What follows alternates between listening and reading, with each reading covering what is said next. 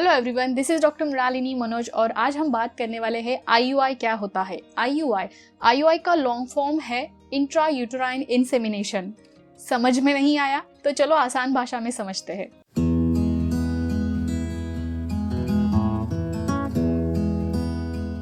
नमस्कार, मेरा नाम डॉक्टर मृणालिनी मनोज है। मैं एम्ब्रियोलॉजिस्ट हूँ और मैं पिछले 5 साल से इस क्षेत्र में काम कर रही हूँ। प्रेगनेंसी और प्रेगनेंसी से जुड़ी हुई कई सारी बातें ये हमारे चैनल की खासियत है और इसी से जुड़े हुए इन्फॉर्मेटिव वीडियो आपको यहाँ पे हमेशा मिलते रहेंगे। आईयूआई का मतलब है इंट्रा यूटेराइन इंसेमिनेशन। इंट्रा इसका मतलब होता है अंदर की तरफ, यूटेराइन मतलब यूटरस यानी कि बच्चेदानी या फिर गर्भाशय आप कह सकते हैं, और इंसेमिनेशन का मतलब है हस्बैंड का सीमेन यानी वीर्य को बच्चेदानी के अंदर छोड़ना। एक्चुअली आईयूआई की प्रोसीजर के लिए हस्बैंड और वाइफ इन दोनों को अलग अलग तरह से प्रिपेयर किया जाता है। वाइफ को मेडिसिन देके उसका ओव्यूलेशन मैनेज किया जाता है। ओव्यूलेशन साइकिल पे पूरी नजर रखी जाती है और जिस दिन उसका ओव्यूलेशन होने वाला है उस दिन को ट्रैक किया जाता है। ओव्यूलेशन क्या है, अगर इसके बारे में आप नहीं जानते हैं तो उस पर मैंने आपके साथ एक ऑलमोस्ट पूरा सीरीज शेयर किया है।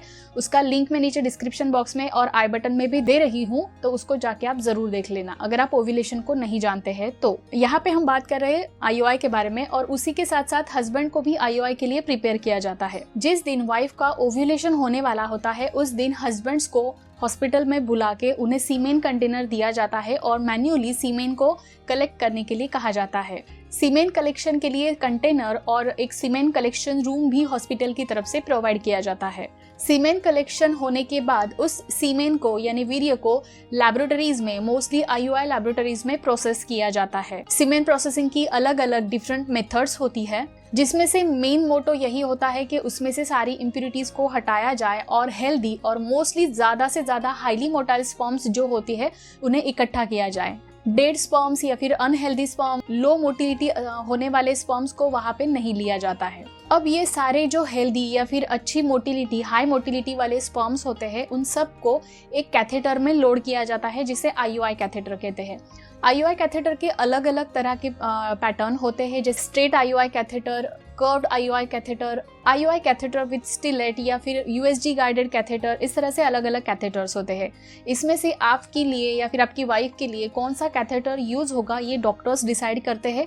किस चीज़ पे डिसाइड होता है, मोस्टली आपके बच्चेदानी का सिचुएशन कैसा है और या फिर बच्चेदानी के मुंह की सिचुएशन कैसी है, उस हिसाब से इस कैथेटर को चुना जाता है। एक बार कैथेटर तय होने के बाद ये हाई क्वालिटी वाले जो स्पर्म्स का सैंपल होता है वो उस कैथेटर में लोड किया जाता है। इस कैथेटर के पीछे एक सिरिंज लगी हुई होती है और अगर हम कहें कैथेटर की थिकनेस कितनी होती है तो जैसे बॉल पेन की अगर रिफिल आप देखेंगे तो ऑलमोस्ट उसी के हिसाब से इस कैथेटर की थिकनेस भी होती है। इस कैथेटर को लोड करने के बाद वाइफ को ऑपरेशन थिएटर में ओटी टेबल पे लिटा के लिथोटोमी पोजीशन में उसको यूएसजी अंडर यानी कि सोनोग्राफी मशीन के गाइडेंस के अंडर उसको इस कैथेटर को उसके बच्चेदानी के अंदर डाला जाता है और पुश करके सिरिंज को जिसे पीछे से पुश करते हैं तो वो सैंपल पूरी तरह से बच्चेदानी में डिलीवर्ड हो जाता है। इसी प्रोसेस को आईयूआई कहा जाता है, मतलब इंट्रा यूटेराइन इंसेमिनेशन।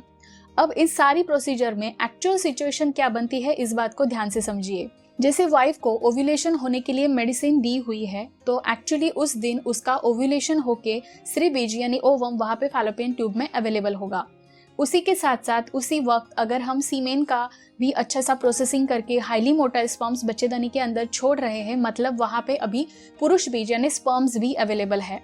उन स्पर्म्स को आगे बहते हुए, स्विम करते हुए फैलोपियन ट्यूब्स की ओर जाना होता है और जिस भी फैलोपियन ट्यूब में, जिस साइड पे ओव्यूलेशन हुआ है, जिस भी फैलोपियन ट्यूब में ओवम अवेलेबल होगा वहां पे जाके उसको फर्टाइल करना होता है। ओवम को फर्टिलाइज करने का प्रोसेस पूरी तरह से नेचुरल वे से ही होता है। जैसे नेचुरली लोगों को प्रेगनेंसी रहती है, बिल्कुल उसी तरह से आईयूआई में भी नेचुरली ही फर्टिलाइजेशन वहां पे होता है।